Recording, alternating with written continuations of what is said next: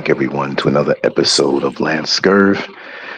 Just want to get a sound check and make sure that you can hear me clear. And for some reason, I'm getting some feedback. Okay, I see what it is. I got too many gadgets over here. Sorry about that, y'all. Just as soon as I was about to start the show, we had a little power blinkage. I call it a blinkage because it's going to come back on another 5 minutes or so, but I had everything set up. So I said, okay, let's fret not. And let's move forward with this. This is going to be something that is going to be shot from the hip. And I see so many of us are wide awake early in the morning. Even though for me, it's like about 10:33, I've been trying to aim my shows early for those who rise early and who want to have something to hear early that's real for the rest of the day. And let me just get a sound check and make sure from my end it appears that everything is okay. And let me just get a word from you. If there is any sound issues, it sounds a little different because I'm going through my phone. It doesn't have that rich sound that it usually does when I go through my equipment. And once I get a nice quiet generator, then I'll be okay. But these are the things you have to deal with when you're up in the mountains. And, sometimes these things on a technological level just kind of fall through. So I'm going to take my battery. I'm going to plug up my internet. I'm going to read from my tablet and move away from the screen. I want to move around a little bit. So bear with me as I take this upstairs so I can get a better view. When I thought about it, I said to myself, I should have just made a banner that had openings to it where you can see the wonderful view that I have. So I'm going upstairs right now. This is real impromptu, y'all. This is shot from the hip. It's a beautiful day outside. The other day we had a really terrible rainstorm. But, it's not terrible. It's just kind of scary with a metal roof because it feels like or sounds like the roof is going to like blow off or something. But the sound of the rain is just so nice. So I'm going to head over here. You know what? I wanted 15 more minutes of sleep anyway. So let me go lay down in the bed for a little while because I have a lot to do today. And as I told you all yesterday, if you didn't know, my internet ran out the night before. So I had to get up and take care of it, and I realized that I had been scammed for 420 CDs, and so I had to deal with that. When I left the house, I just ran to the corner real quick, didn't wash, didn't shave. I was clean, though. Had a nice bath the night before, but you all know my hang-ups. I like to be squeaky clean at all times when I'm leaving the house. So when I got there, I was like, oh, God, I got to go all the way down into Accra in this state. And the only bad thing that looked on me that was kind of off was that my Crocs were like really dusty. So that was like having dusty ankles. Other than that, I took care of everything. We had 2 good shows yesterday with Sister Miko, Conjure Woman, and myself. And I spoke about jealousy, those things.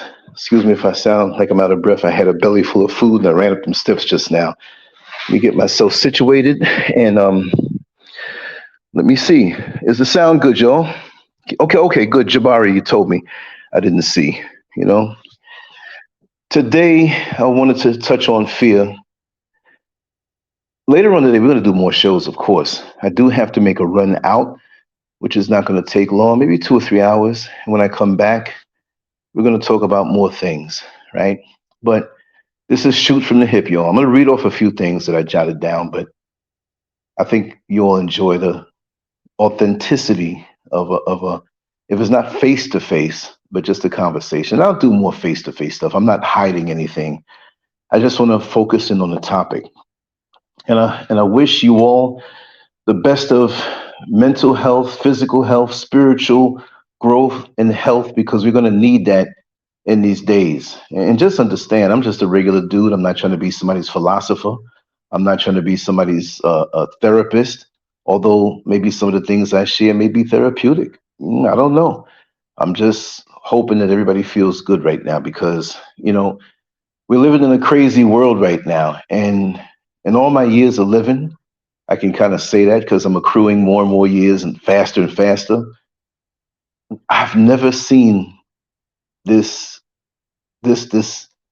We've never been in this place We've never been in this place where, on top of the normal, and I won't say normal fears because I want to reject fear, but I'll say the normal apprehensions of life.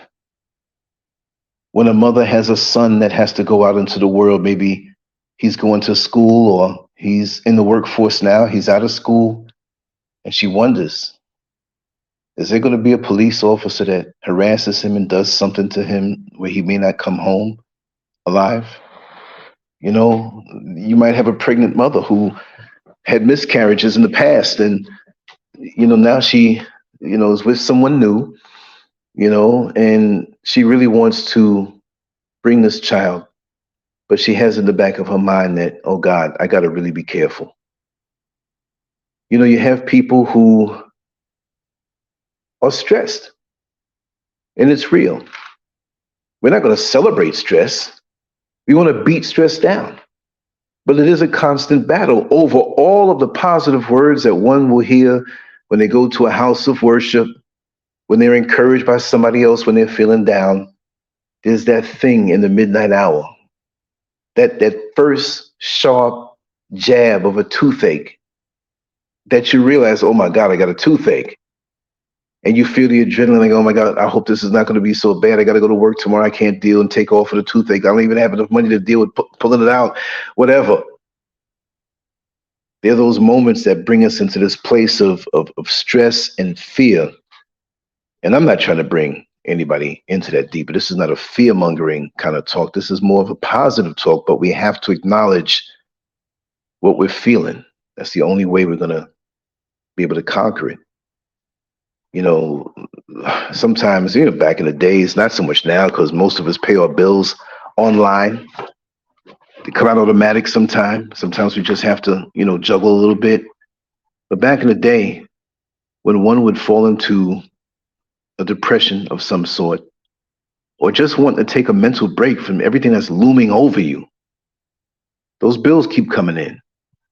And they keep coming in. And sometimes in the older days, when it was just a paper bill, we'd put it up on the dresser in our bedroom, which was one of the worst places to put it. I don't know why many of us put it there. And we just wouldn't even open them sometime. We might be going through something else. We might have had the loss of a loved one. We might have found out that we had an STD. STDs are out here, and it's not, I'm not going to say there's no shame in it, but you got to go through that. You got to treat that. Might have court dates. Maybe you have a child that has a court date. You don't know how you're going to pay the rent. Foreclosures looming over. What I'm trying to say, I'm not trying to bring you down into this place of negativity, but we already have enough stresses and things that will bring about a sense of fear, especially when we're doing things all on our own. And sometimes when we have a mate, we still feel like we're all on our own, because sometimes the mate that we have may seem hunky-dory, like they don't have a problem in the world, and you're the only one trying to heal a situation, correct a situation, so you can continue on living. And when it comes to the bills, you knock them off, they come back. It's like cutting the grass. You got to keep doing it.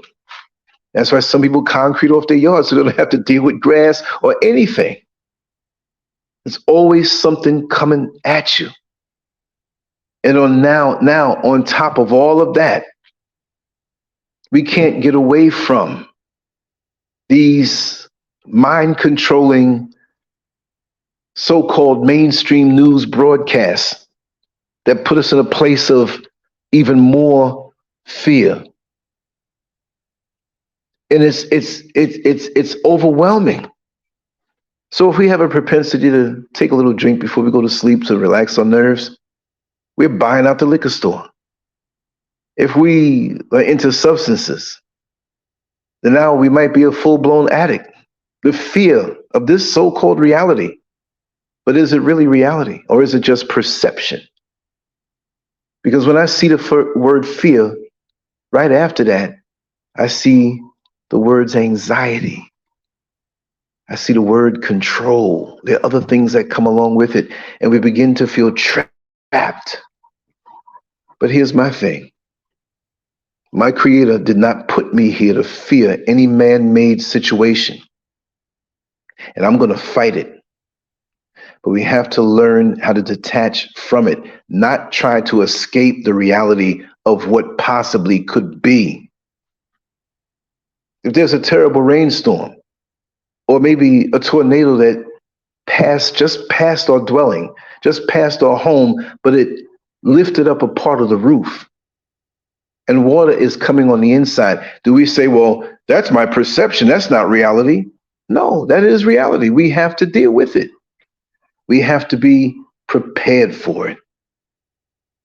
And a lot of us don't want to prepare for a potential mishap, because the preparation of it is acknowledging what could happen, and that brings fear. But in actuality, that reduces or rids you of having to hold on to this paralyzing thing called fear, because fear paralyzes you.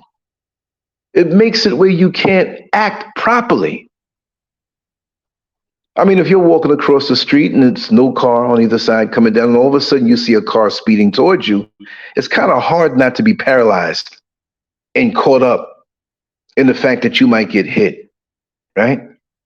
But see, even the worst case scenario in all of our so-called fears, and yeah, we can say, well, I don't have any fear. I've heard knuckleheads say, I don't fear anything. Or some who are so deeply rooted in the church, fear not, I fear nothing but God. Yes, we understand, but if I lick off a shot right now, you don't know where it's coming from, you're going to start running.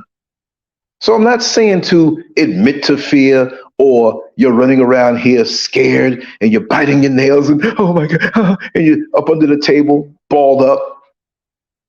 But understand, we need to separate the perception of a doomed reality and separate from that.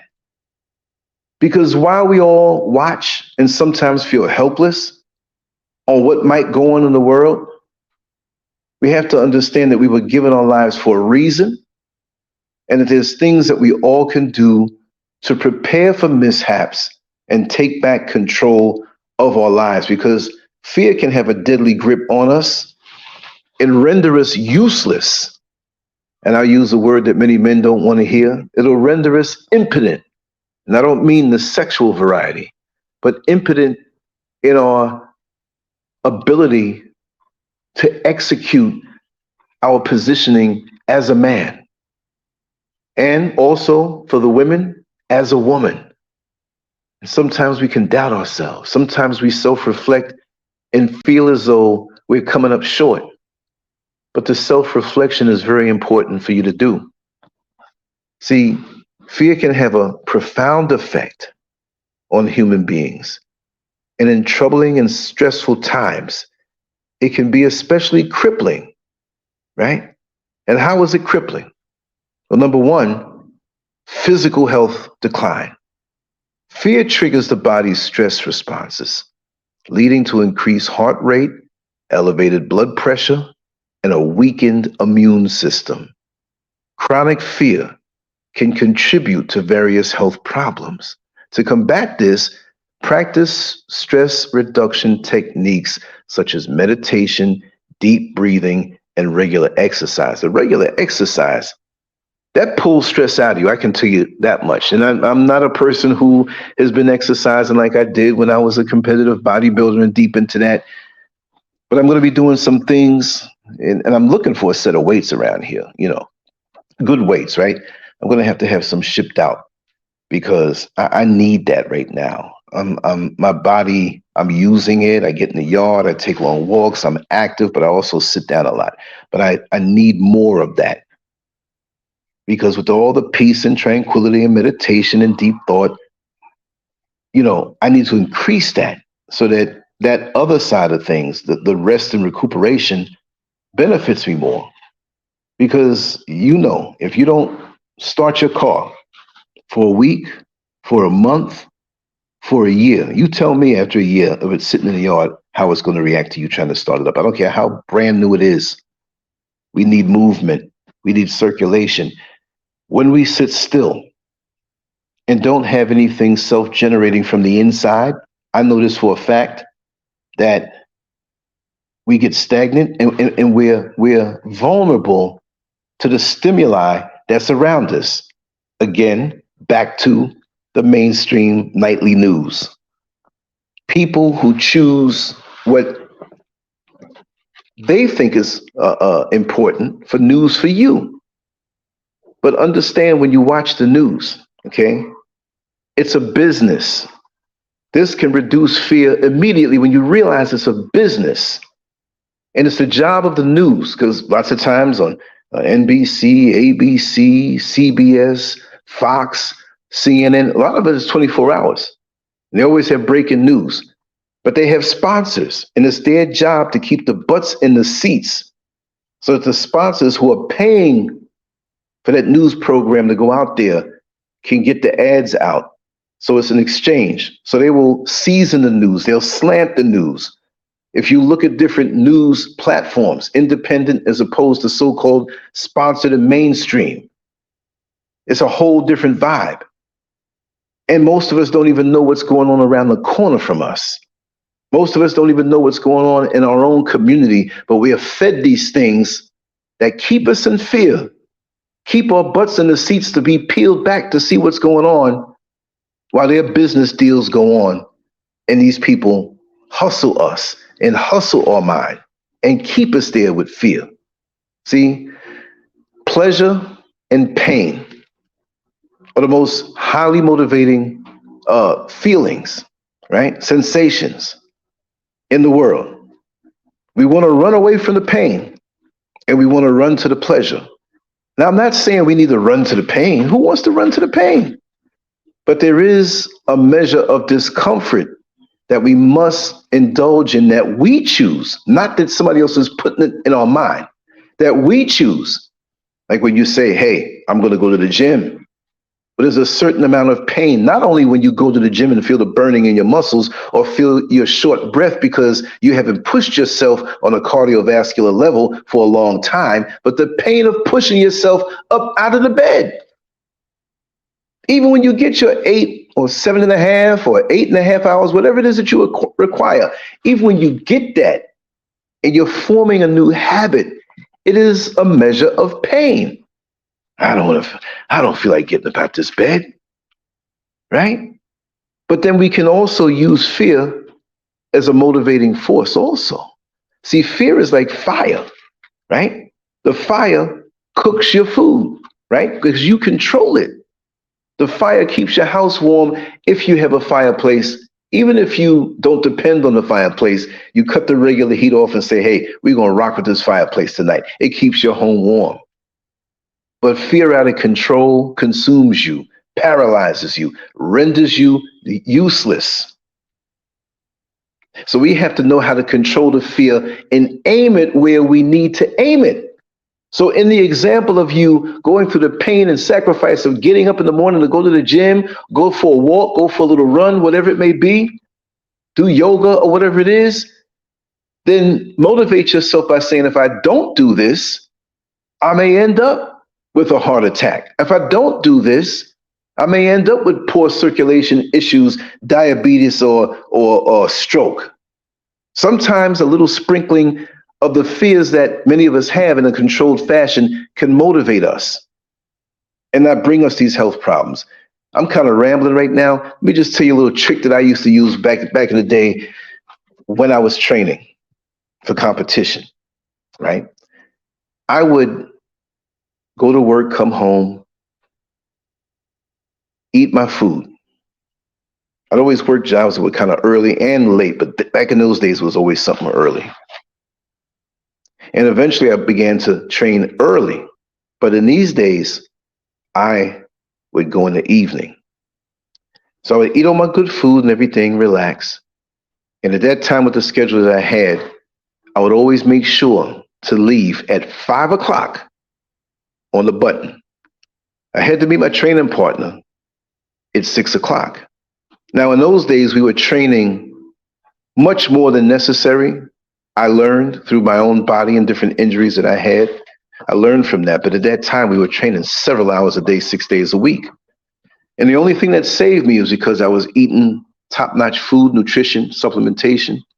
I had sponsors for that. So I had all the good supplements, more, man. I had more vitamins and minerals in my urine as waste that most people have in their plate of food. It was always a glow in the dark color that was coming out of me, right? But I would bring my bike with me, my bicycle, right? And I would go down Liberty Avenue, down Lefferts Boulevard, get on the train, the A train. Many of you who don't know New York City, you've heard of the A train. I live by it, not too far, about a couple mile or two from the last stop. I'd take my bike on the train and we do a workout. And afterward, sometimes a few of the fellas would want to go to a nearby school and run a little bit, a couple laps, mainly sprints, because that's more of a muscular challenge than just jogging around light and just, you know. So anyway, we come back to the gym. I had the keys. It was real late. And I'd take my bike and I'd ride all the way home from Brooklyn into Queens. And once I got down to a certain part of Queens, I still had to go deeper, more to the south side. So one thing I would put in my head, and I did this during training too, one thing I would put in my head to push myself more, there was a last bus that would leave. And I got to know the bus driver quite well, because he'd always say, "You're always riding your bike in front of me and you're racing my bus." He said, "Why do you do that?" I said, "Listen, I envisioned the bus, I put this in my mind, that the bus was coming to kill me. The bus was some kind of entity, some kind of monster. And I had to not let that bus catch up to me." Now, once or twice in a 2-year period, it did. But most of the time, I was pedaling and this thing in my mind was real. I psyched myself up. I was scared. I didn't want to die. I didn't want this monster or bus to come get me. Now, we know that that was fiction. But it shows how you can use fear to motivate yourself, but not let it burn the house down. Let it cook your food, let it keep your home warm, but don't let it burn the house down. I used fear to my advantage. Like Mike Tyson said back in the day, even before I heard him say this. Because I didn't know if Mike Tyson's like around 83, 84 when he was an amateur, right? He said fear is his friend. See, we all feel this thing called fear. Is how we face it and how we deal with it. And look at the world today, the state that it's in, and we feel helpless because this is not something with a looming world war over us. It's not something that we can control or just wish away. And it's very much real. So we have to go within ourselves to see it different and empower ourselves by doing the things that we can do on a positive level. See, let me just take a look in the chat room. I don't want to isolate when I go off on my rant. I'm really chill here. Everybody's just talking a little bit. That's cool.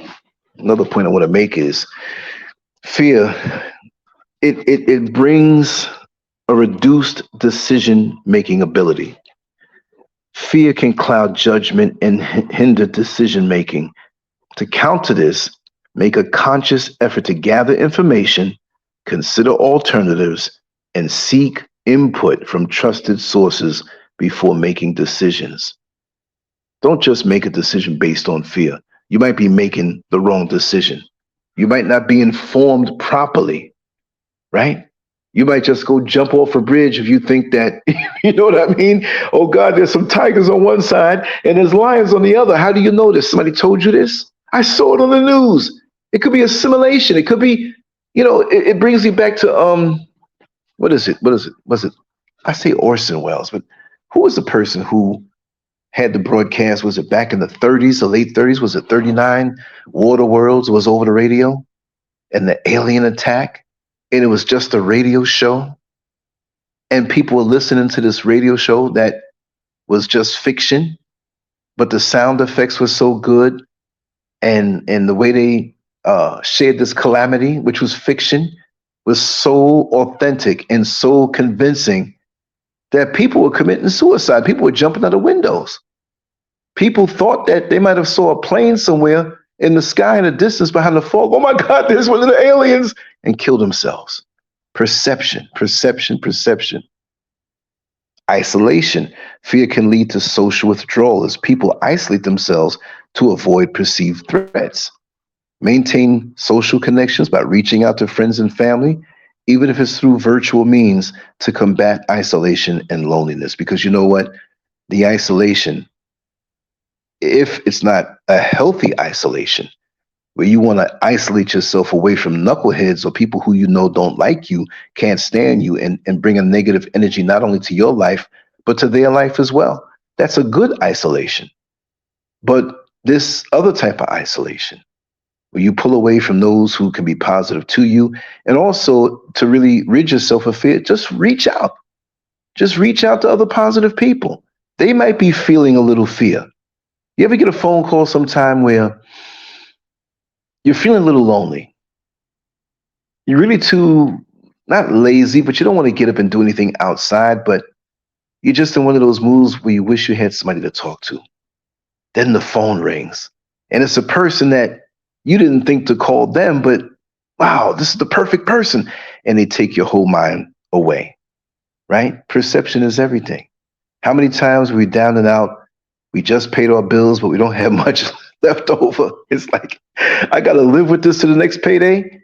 You know, there are people that you can ask, but you don't want to keep stressing them because they got their own things. And you say, oh, well, you know, let me just tackle this laundry. It's been sitting there and piling up. And you decide to keep yourself active instead of feeling depressed about not having any money. And you go to wash your clothes and you find $100 bill, maybe more, maybe more. Now your whole outlook changes. And hopefully you get a chance to finish the laundry. Don't go spend that money right away. But that will help to change your whole perception of your reality. Because if the money gets low and you have none, you have to last to the next paycheck. A lot of fear can surface and make you feel doomed. You got to face it. You got to look it in the eye. Procrastination. Fear of failure can lead to procrastination and avoidance. Setting clear goals, breaking tasks into smaller, manageable steps, and rewarding yourself for completing them can help overcome procrastination. What's my favorite word? Incrementally. Oh, we know surgical precision is that also. But I have it where I say that word. I'm not even trying to front like I'm some guru or whatever. I say these words to help me. If something looks like a big task, I'm like, okay, incrementally, how can I chop this thing down into smaller pieces, bite-sized pieces, and make it work? Now, hopefully none of us feed steak to babies. The digestive system can't handle that. But if you did feed a steak, I'm still thinking about that snake that popped up in my front door the other day, right?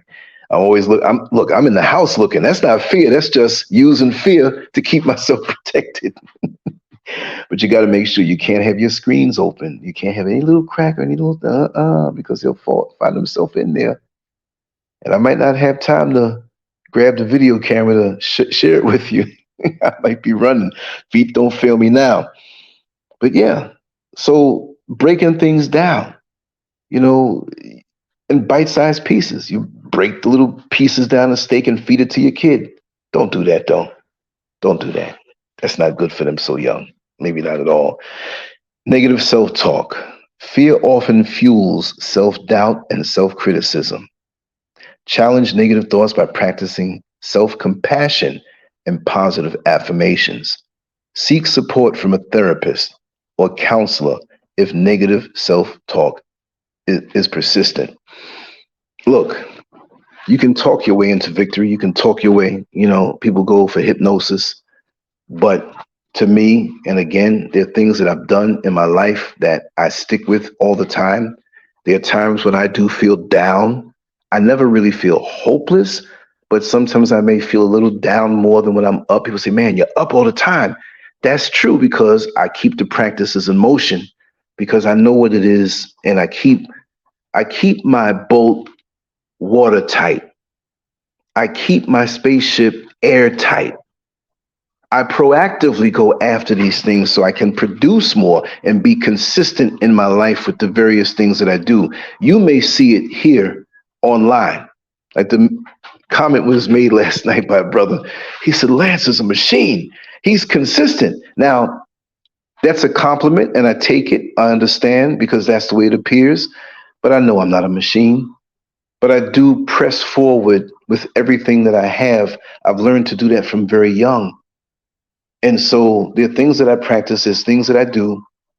I tell myself certain things. It's like the other day, and I'm going to say, I share practical things around here. You all know we're still doing construction, a little bit at a time. That's the way it is. And I had my computer table, same one that I had from when we were in the apartment, and it's by a company, and I'll give them a plug. I don't get any money back from them. It's called Autonomous. Check out Autonomous. It's a company in America. It would be a lot to ship it out here now. I have one. I may get another one in time when the flow is more increased. But the Autonomous tables are tables that different sizes, right? But their office tables are for home. You can push a button and the table goes from a normal table height high up, or from a normal table height real low, as low as those little preschooler kiddie tables that they have that are so small with the small chairs, right? And why do they have it that way? Well, that way, if you're sitting down too long and you don't want to sit down anymore as you do your work, I do it all the time with the shows. I'll hit the button, it goes to the right height. I'm like, okay, I'm gonna stand up. I might eat while I'm doing a show, or there's a video I'm playing, or say, for example, Neil Frazier's lecturing, or Dr. Day. Okay, they're talking. Let me mute myself. Let me talk. Let me just raise the table up, lower the table down. But for the mechanism that's in that table, that bad boy is so heavy. It's heavy, heavy, heavy. It's heavy and awkward. So I headed downstairs in the studio, and the studio's not finished yet. So I said to myself, you know what? These guys might be working on this stuff soon. Let me get it out of the way. Let me bring it to the middle floor. Mrs. SCURV was in the back, and I was there. The guys that usually come by, they came by the next day and said, hey man, help me with this, and they'll do it. But I wanted it up there now. And as I embarked on this task, I quickly realized that this was not going to be anything easy. The table is very heavy, and I had help with it before. So I don't want to scratch it up and mar it up. It has a nice black finish. It's a black table. So I tied the cords up. To even lift it on its side, it took a lot, but I was determined. So why am I saying all this? Because of the self-talk. See, sometimes we can talk ourselves out of a victory or attaining a new level, or we can talk ourselves into it. So I said, you know what? Now, I'm not going to say what I said, and why? Because it was profanity laced. I went there with this table. Table, you in my house. You're going to obey me, and you're going to go where you need to go. And I actually channeled past situations that may be unresolved, or maybe they were resolved, of when I was angry. So I didn't use the fear, but I used past anger, and I got pissed off. And that table became the face of every bit of anger that I had in different situations, and you ain't going to whip me. So I bear hugged the table, squatted down a little bit, bear hugged it, and stood up and walked that bad boy across to the bottom of the stairwell. And then I had to position it because I put it in the lowest position, but the legs were still sticking out. So as I walked up the steps and I got 25% of the way, why is it that one of the legs, because it was shaped like a T, it kind of went down straight on one side and had like a footing. One of those parts hooked up under the railing, the metal railing, and I couldn't move. And nobody was around. Mrs. SCURV was in the back and the concrete walls, and she's way in the back with her headphones on. I couldn't call her. I had to deal. So I had to sit there and hold this table and take short, shallow breaths, because if I leaned back a little bit, I would have fell with this table that really felt, it would have crushed me. So I dealt with it, and I found my way moving it out of the way, and I got it to the landing, and I let it get a rest. And I sat there and stared at it. I said, yeah, we halfway through this fight. You going upstairs. You're not going to be in my house and tell me what to do. I was talking like a madman, and I was cussing too. So I'm grunting, I grabbed it, and we wrestling. And I walked it up step by step, got it to the top of the steps to the middle floor. And I said, yeah, we ain't finished yet. I went to the bathroom, came back, snatched that bad boy up with all the anger that I had. That's a righteous use of anger. And I have and had reasons to be angry at a lot of things. I'm not an angry person, but I can be righteously angry. So I used it to my benefit. So every teacher that had something smart to say to me, every person who I thought was a friend who backstabbed me, every negative thing that was said to me that, oh, you can't get this accomplished, you can't do this, I funneled everything down into this and physically moved this table and put it in place and still cussed it out when it was in place. You thought you could whip me. Look at you now. Look at you now. Almost like Scarface at the end. Look at you now. Look at you now. You got to be this way. You got to be this way. But yeah, Google that. Autonomous tables. I mean, let me pull up the definition of the word, but those are some good tables. I recommend them. I don't get any kickbacks from them, just passing that along.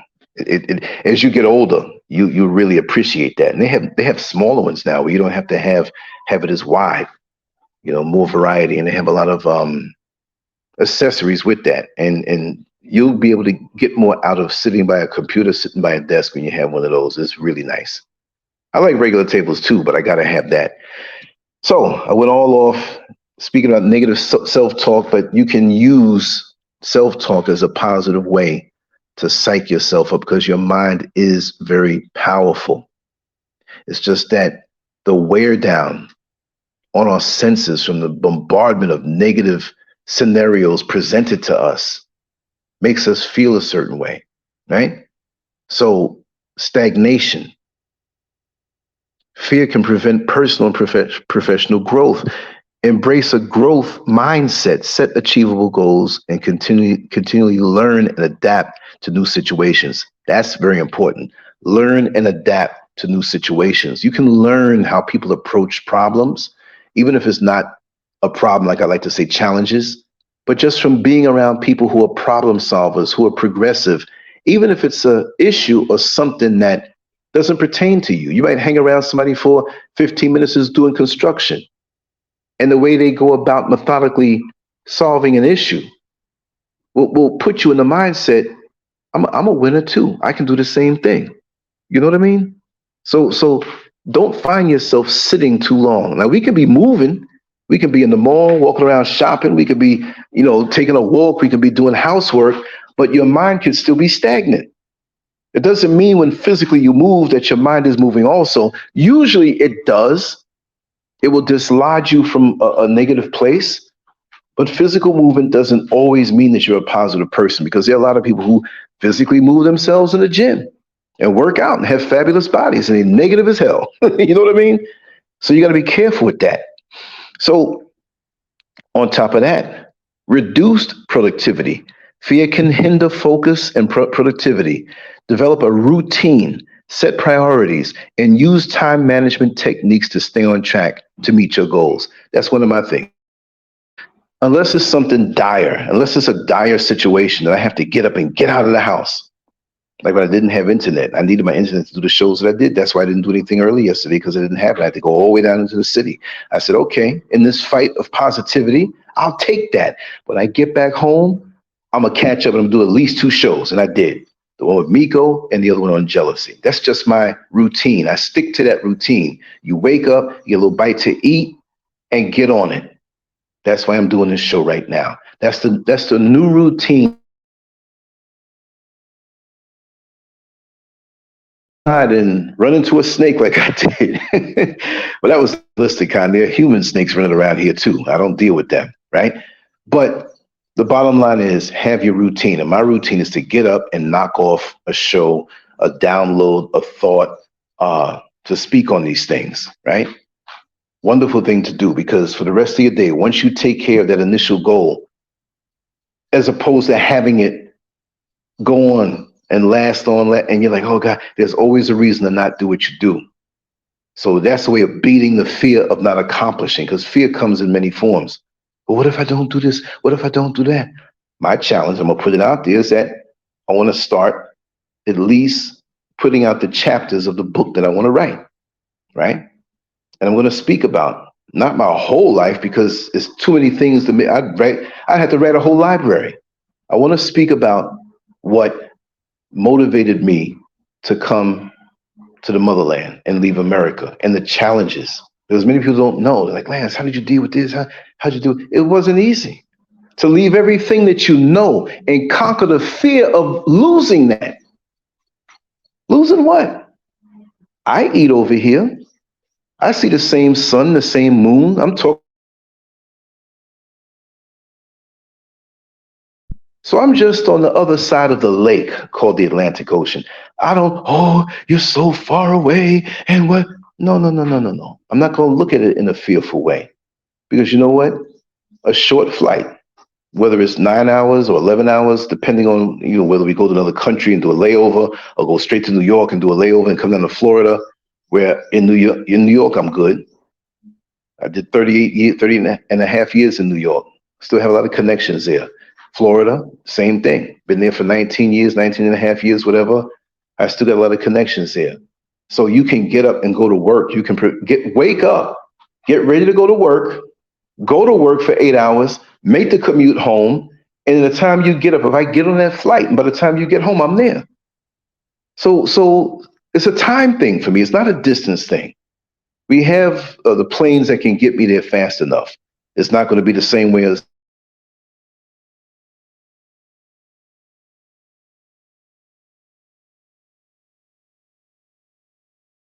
I am. I can't walk that and swim across the Atlantic Ocean, but you have to be able to not force yourself, but coerce yourself to.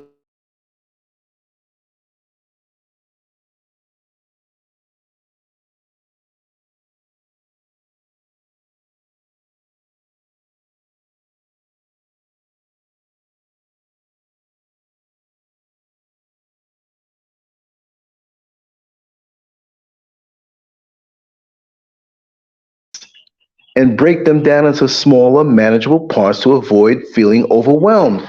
Feeling overwhelmed is the perfect bed to lay in for other fears to come and attack your mind. We wrestle with so much mentally before we even do the damn thing. Seriously. So when you're on a mission, sometimes you just got to jump up and jump right into what it is that you're doing. Because if you sit there and think about it, well, what about this? And see, I don't like people like that around me. I'm not saying I'm better than anybody, but it's time to go to war with my goals. I mean, not war against it, but at war with my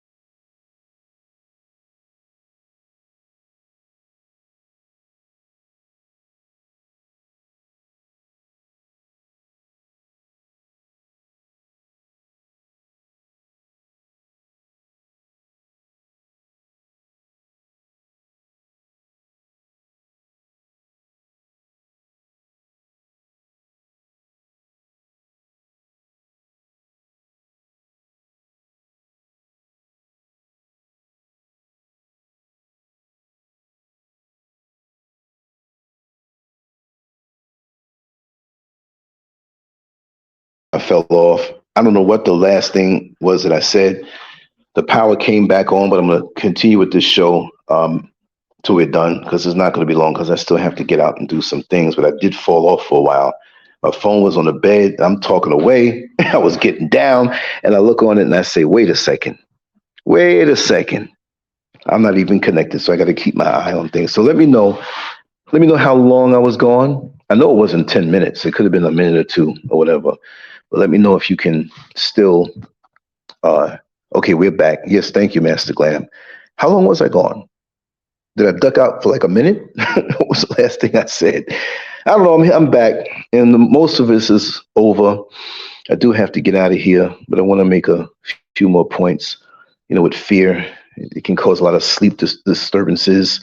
Fear and anxiety can disrupt sleep patterns. Practice good sleep hygiene, such as maintaining a regular sleep schedule. And that's one of my challenges now, creating a comfortable sleep environment and avoiding stimulants before bedtime. That's very important to have that ritual. Impaired relationships. Fear can strain relationships by causing mistrust and conflict. Open communication, active listening, and empathy are essential for maintaining healthy relationships, especially during challenging times. This is very important. Open communication. Don't cut the person off. Let them say what they have to say. Active listening. See, we can hear somebody talk, but are we listening, and are we actively listening and processing the information that they're trying to share, right? It's very important to do that because most of the time we have people around each other, they just talking at each other. They're just talking at each other. Active listening. You can hear me. People say, "Oh, I hear you," but are you listening properly in an active way? That's very important. And having empathy. Many of us out here don't have empathy. It's all about what they feel, and that's it. It's all about what their feeling is and how they process things, and the hell with you. They might love you, but they have no empathy for you to put themselves in your shoes to say, "Hey, I care about you. I care about what you're saying. I'm actively listening. What can I do to help because I care?" Some people, you talk to them, they hear you, you say, "What did I just say?" They can't even spit it back to you. You said something about so and so. But others, they'll go and actively listen for them and cater to them and kiss their feet. I don't understand it. Actively listening will help to reduce the fear in someone else and the empathy, even if it's not real to you, right? And you're saying some things, they're saying some things to you, and you're like, okay, this person's a little bit off the rocker, or they're just like not seeing reality as they should because emotions are taking over. I understand that. Let them speak what they speak. Don't try to even say, "Hey, it's not real. It doesn't go that way. Can't you see?" No, let them talk. If they think that they see some green aliens walking around in the back, now that might be a little far fetched. Maybe they're intoxicated and see all them trees back there because all these trees in this backyard at nighttime, when they move around, I'm like, what is that? They cast shadows over the window. It's like somebody walking out there or what? So you have to be able to, just be able to have the active listening to reduce the fear in them. So there's a couple more things I wanted to say, but understand that fear is a natural and adaptive response. If it becomes overwhelming, then you got to be able to manage it effectively and maintain your productivity and well. With me, I have a way of saying to myself, well, listen, I don't care how much chaos is going around me. With certain things that you have committed to doing, you have to commit to do this thing and accomplish it no matter what. Now, there's certain things that can happen. I mean, you can have a loved one break their leg, and you're not going to say, well, I'm going to finish writing this article. You lay there until, no, you got to get up and you got to get out. You got to help them get that leg healed back, right? But within reason. But lots of times there's so much unnecessary fluff, unnecessary things to grab our attention, unnecessary things that arrest us. And a lot of times we kind of get glad that it does because now we don't have to go through with the task. But like I said, I have a goal. It might be 10 chapters. And most of the chapters will be about what made me, or not made me, but the things that stimulated me, the things that motivated me to leave the country. Because I had that feeling for a long, long time. And we looked at other countries also, right? It's not a bed of roses here either. There's political issues, there's cultural differences, there are things, but the trade-off. And the thing is, I still have those who I have in America. I still have America, the culture, not the decadent stuff, but the people that I love, my inner circle. I just moved way over on the other side of the lake. That's the way I look at it, right? You still have me, and I still make sure to keep the energy flowing. But I'm gonna wrap it down in another minute. I just want to say that don't ignore any signs that you have where you might be mentally stressed or spiritually drained. Reach out to somebody. You could always reach out to me. I don't care if I don't even know you. I just want to know that my life is a life that can help somebody. I mean, I might be in the bed fast asleep and not hear the ring, and SCURV said I can call him, but he ain't pick up. You know, people get me that way. Or the email, I get a lot of communication, so bear with me. Just bear with me. I was waiting for a phone call last night from a young lady who wanted to come onto the show and talk about a few things, and I was going to actually push and do the show, you know, but she didn't call me. You know what I mean? Maybe something came up. So we have to be in control of what we do. We have to know what it is we're going to do, and we have to commit to those things because, like I said, movement helps to rid yourself of fear. Stagnation is what fear loves. If your mind is open to anything, you're not actively going after something. Well, it's almost like when a person gets arrested, you know, if you don't have a lawyer, one will be assigned to you. And if you know the court system in America, you don't want that lawyer, that public defender that's assigned to you because he's not going to help you that much. So you want to take care of things yourself. Fear is something that you don't have to be macho and act like you don't have. No, but you're not going to run around just focusing on that. You utilize it when you need it, but get rid of any excess residue of fear that's around you. And on that note, I think I'm gonna sign off right now. It's been a short one. An hour is short for me. Y'all know that. Usually this time of the morning, I'll do something 2 hours, 2.5 hours, but I always say at least an hour. And when I get to the hour, I'm like, okay, let me keep on rocking, but I do have to go out. It may rain later on. It's a beautiful day. And I will come back on with another show or two. Why not? You know, we're going to do our thing. We're going to keep things moving and keep it positive. And I try to deal with issues that, you know, we talk about things like the other day with Umar, and people loved it, right? But I want to talk about things that affect us in a real way that usually you don't really have on many American African podcasts, you know, because so many of us are just into the celebrity thing. And I'm not mad at you if you do, because some of these things are eye-catching. You know, I mean, you see these crazy headlines, you know, Kanye West caught in drag, you know, in Miami in the red light district. And I'm going to take a peek at that. Like, yo, what's going on? But you can't let those things take you away from pushing forward with the reality that you'll be left with at the end of the day. What is your reality like at the end of the day? That's the bottom line. Anyway, let me get ready to run. I hate to go. I wish I could just have you all with me here and we just talk and vibe that way. That'd be a beautiful thing, you know, but what can I say? So I'm going to play a little music and then we're going to sign off and then I'll be right back. I just, you know, say to myself that, hey, this is really great for me. I love vibing with you all, and hopefully you can get something out of what I share from the real life stuff or the stuff that I jot down. Anyway, much love to you all. Take care. LANCESCURV out.